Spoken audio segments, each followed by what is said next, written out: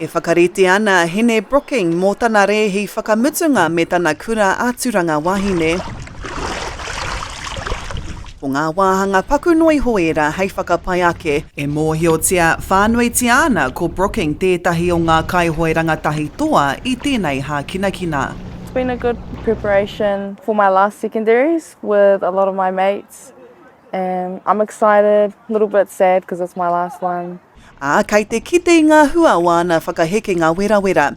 Mai tana tau tuatahi ki Tūranga Wahine, ara no atu ngā taitara kua riwha iaia ki ngā whakataetae Waka Ama mō ngā kura tuarua o te motu, ka mutu e pirangi ana ia kia pupuri tonu ki tauari kuata ki Rotorua hei tērā wiki. I can feel a little bit of pressure on me knowing that I'm the defending 250 national New Zealand under 19 girl.